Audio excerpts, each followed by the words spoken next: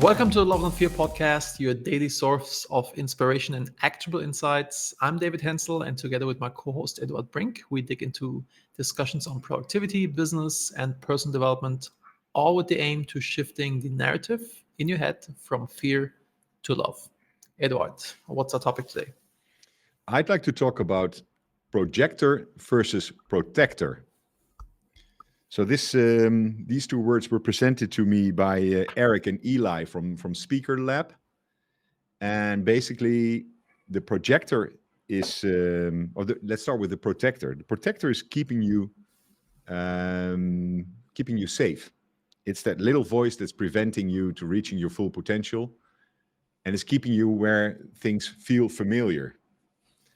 And the projector is like the opposite of that. From the SpeakerLab point of view, they presented that it's very wise to adopt a projector alter ego, perhaps, where you're more bold, where you're expanding your comfort zone, and where you're more outspoken and wild and a bit bigger than in normal life. And I thought it was very interesting because you can take this to other areas in your life as well, not only in the speaker area. Yes, the projector is I guess fear, and projector reminds me of everything you want is on the other side of fear. So kind of like figuring out like how can you do this in public speaking. I don't know, 15 years ago, if you would have said like, hey, speak in front of a few hundred people or shoot yourself in the face, I would have considered shooting myself in the face because it was like super terrifying. But now it's really no problem. And for me, it comes from when I speak. Before I was full with fear of do they think stupid, fear of do they think I look weird, fear of thinking I have a weird German accent, whatever. And then I couldn't present. But if I'm thinking I'm acting out of love because what I'm sharing can help them in their life and their business, it becomes super easy. So yeah, and also the Toastmasters. If you want to get into public speaking, I can really recommend Toastmasters. It's really cool public speaking clubs all over the world. There's probably one near you as well. On the topic of alter egos, my business partner Todd, who's my business partner in UpCoach, he's actually the leading expert in alter egos. He wrote the book, The Alter Ego Effect. He even gave Kobe the Black Mamba alter ego. So he worked with lots of big name celebrities and athletes. And to explain the concept of an alter ego, if you, for example, Beyonce, it's in his book actually. Beyonce was brought up very religious, like singing in gospel, etc. in course, and going out on stage half naked and performing was like really against her. The protector kicked in, like this is not who I am. So she created this alter ego called Sasha Fierce, and when she goes into the persona of Sasha Fierce, then it's no problem to go out and crush it on stage. So I think that's definitely a super powerful thing to use these alter egos to reach the things that you want to reach, to expand. But I also think, I like to be myself and only incorporate things that are really true to my values, and I want to be me and not necessarily switch. So I guess an alter ego can be a good crutch to achieving a state and kind of getting used to it. But then I think it makes sense to incorporate this alter ego into your personality and just like being you, not being in a way. When you grow yourself, when you work on yourself and expand your limits, your boundaries, I guess the new you is the old alter ego. So maybe alter ego is also something that fades over time, and the person you're working to becoming, or. So in Todd's book, he also talks about like some the alter ego or the mission of some football player was to destroy everything in his path. This is kind of like he made it his thing. But then when you come home with your family, this doesn't really work. So I personally like to not to have like such a split between what I'm doing in one way or area of my life and another one that this is so conflicting. I like to be more integrated, harmonious. I would not engage in an activity where this is ask of me, if this makes sense, because it would go against my values. But yeah, it's definitely super useful. Great book. Shout out to Todd, The Alter Ego Effect. definitely check it out. Okay. And did he write about the alter ego fading and becoming the new No, normal you? no. Or This just me okay. And clashing with this idea.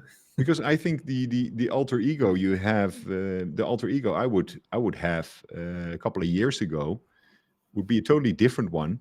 So this is not a fixed thing. This is also due to change and priorities and experiences. But Actually, I'll talk to him about this. yeah. I'll see him next week. Yeah. Definitely interesting. And another thing that helped me to be more like to calm down my protector was afformations. We mentioned this before. It's a cool book called Little Great Book of Afformations, not affirmations, afformations. And the idea with an affirmation is you ask yourself a question every morning and every evening that makes, for example, an affirmation is you tell yourself like, I'm great at this, but if you don't believe it, it doesn't work. But if you don't use an affirmation, you ask yourself a question. For example, why do people get so much value from my talks that I'm delivering? Because when you ask this question, you tell your subconscious, you calm the protector down. Yeah. Because like, hey, what I'm doing here is valuable, and Hmm. this is like a really powerful thing to trick the protector and to move more to the projector to So be your future self. the protector is keeping you with what feels familiar. If you use affirmation and you build a path from the now to where you want to be, it doesn't feel that unfamiliar. You kind of Correct. play it out in your head. So that's a way to get used of that, and that's quite powerful. But it's also, I find myself if what I'm currently trying to do is not respond from the hip anymore. So maybe take a few seconds. It feels really awkward how long 7 seconds can feel. It sometimes feels like eternity. And so I reevaluate the response that's on my lips before I out them, and it's offer the protector wanting to answer. Shoot straight from the hip. And if I listen more to my projector, my response is likely to come out as a question, and that is a whole different outcome. So, yeah, It's definitely a powerful thing. Abraham Lincoln, they found in his, after he passed away, going through his things in his office, they found tons of letters that he wrote, like angry letters that he wrote to people that upset him, but he never sent them. So he just kind of wrote it out, kind of like thinking about digesting it, and then like, yeah, not that important. I guess it's similar to writing your to-dos on a list or on your wish list. Just writing them down, and even if you throw them away, it's better organized in your head and you've dealt with it more. So yeah, writing down, I love it. I go through notebooks like hell. I use these blocks. I think I use about one every month. So yeah, there's a lot of them. Yeah. I would like to talk about the force that is giving the stage to your projector. It is scary to cross boundaries, the boundaries you set yourself. But I found also that it's the same powers that will want to have more of that adventure are the same ones that is keeping you from doing them. So let's go back to public speaking. Say you have a fear of public speaking. And I found so many times that people that started doing that started to love public speaking because they overcame that fear, and now they want to explore and to want to see, want to explore what it was that frightened them in the first place. So it is actually the same power that can drive you to something. It's keeping you from something. That's mind blowing. Yeah. Yeah, I guess like once you have something you're really afraid of, when you lean in and you master it, then I guess you get really excited about it and nerd out on it. A good friend of mine, he was very introverted and didn't have a good big circle of friends or network, and he is now the person with the biggest network. It's really insane how he built this out. Once you develop this muscle, it becomes easy to do it over and over again.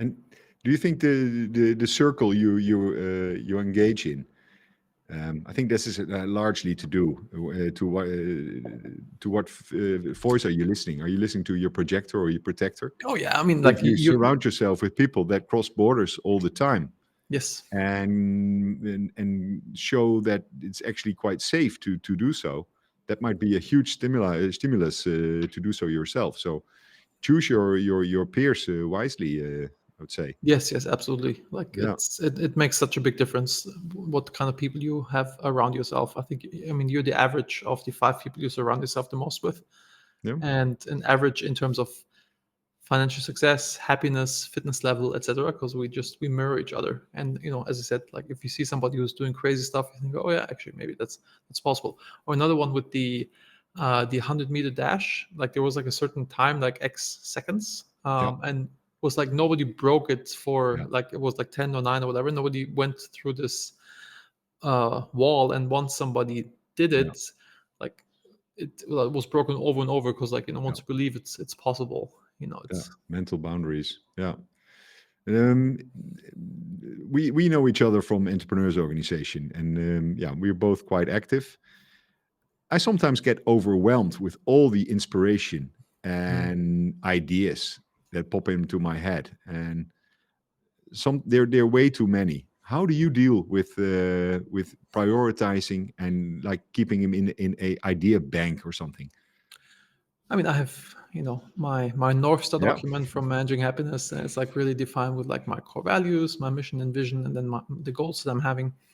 And then I'm doing a 90-day plan for myself, my business, and my family. And I list the things down that I want to accomplish. And then also when I do my weekly plan, I pick a few things in the business column that I want to rock out this week, a few in my personal, and a few in my family, and then I focus on those and make sure they get done before I start other things. And another thing is I'm doing that is really helpful. I do time blocking. Once I write down my task list for the day or also the week, Yeah. these things that I list in the week, I look like where can I fit them into my calendar, Yeah. and then this gives me the aha moment, like, oh, actually all the other stuff is not possible to accomplish, and this is like really the things that I want to do.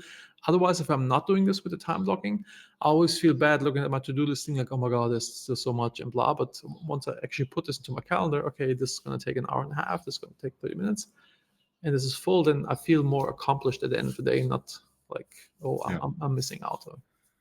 Do you keep appointments with yourself as serious as appointments with other people? That's the problem with me with time blocking. I tend to overstep myself, so I can give up this and shovel it again. I keep it pretty serious. Let's say I mean, with others, of course, it's stronger than with myself. But I'm pretty good at it actually. Okay. I started using an app called Motion, Mhm. and it's sort of AI powered app where your tasks show up in your agenda. So you have your agenda items; they are fixed, of course, and the other things are working are based on priorities, and deadlines are shoveled around those times, and it's kind of helpful because the time blocks I do put in, they are associated with deadlines, or I might have a financial penalty if I miss them or something like that. So yeah, it's quite a cool app. I can recommend it. I have Check it out. a I'm doing colleague it manually. with a severe ADHD. ADHD, and I help him with this tool as well to prioritize, and it's keeping a more peace of mind for the both of us. Yeah. Okay. Well, any ideas around the battle between the two voices and how to recognize them? I mean, if for me, it's the recognition is always like if I'm feeling great, inspired, then I'm leaning in. If it's then if it doesn't feel good, I take a step back and think like, why does it not feeling good? Is it because it's outside of my comfort zone, or is it the wrong thing to do? And there's like always the aha moment for me, like, oh, I'm in protector mode. Let's switch to projector. Okay. Thing about comfort zones is they tend to shrink. So you have to be aware to step out of them regularly. Yep. And with clear thoughts. Okay, I think that this wraps it up quite nice. What would we ask our listeners to do? I think it's quite easy. If something pops up that's elevating your heartbeat, watch out. Who's talking? Is it your projector? Is it your protector? And who's been talking loudest lately? So just think of today. Throughout the day, a couple of times. Okay, what would be a bold move that would push me in the right direction? And overstepping this boldness a couple of times, it doesn't feel that bold anymore, and you move towards being more. I mean, kind of. You can also relabel this and say, like, are you acting out of love or acting out of fear? This could be the call to action as well. That's the overall. Okay. Beautiful. Well, thank you for tuning in to today's episode of Love Not Fear podcast. We hope you found inspiration, and we hope you leave some comments or tasks for us to do or topics you would like us to handle. If you like, subscribe. If you rate us, that would be really beneficial, or leave a review. And go to lovenotfear.com to find lots more goodies, maybe managing happiness. And your feedback is really important for us to spread this message of love over fear. Rock and roll. See you next one. Thank you, Eduard.